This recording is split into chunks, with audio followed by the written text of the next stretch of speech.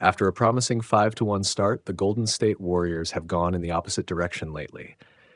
A 2-5 slide over 7 games and a 6-game road losing streak that has left the team raw and restless. In the aftermath of another ugly defeat, Draymond Green didn't mince words. He doesn't feel the team has the hunger it once did.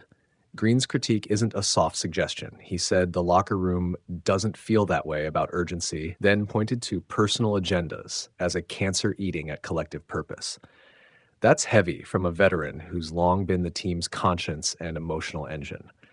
When Green publicly questions effort and focus, it's not just a soundbite. It's a leadership alarm that the culture needs resetting. The timing makes the message louder. The Warriors have dealt with health and availability issues. Stephen Curry missed 3 games with illness and returned visibly off rhythm, and role players haven't stepped up consistently.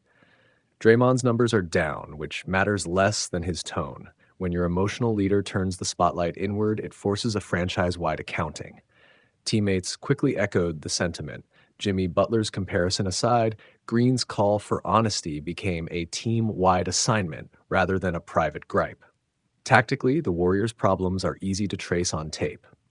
Offensively, the spacing and shot creation that made Golden State lethal in past seasons has been intermittent. With Curry and Klay Thompson not at their peak, the team is asking others to fill playmaking and scoring gaps they're not built to fill every night.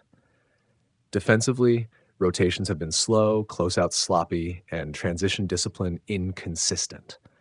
Those failings compound when the roster needs a cultural amplifier to keep standards high, exactly the role Green has historically filled. But there's nuance here. Calling out teammates publicly is a double-edged sword. It can jolt a group into accountability or deepen fractures if it plays like blame rather than wake up. Green's history shows he often chooses confrontation because he believes it produces results. Sometimes he's right, sometimes it creates headlines that distract. The critical follow-up is how coaches and players respond in the next practice.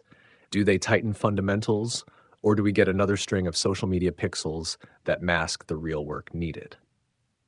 Steve Kerr and the coaching staff have to manage both message and method.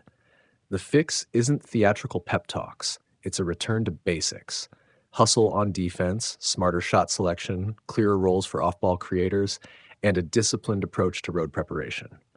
If leadership from within the locker room can align with coaching adjustments, this slump can be a blip. If not, the Warriors' early optimism could fade into a season of what-ifs.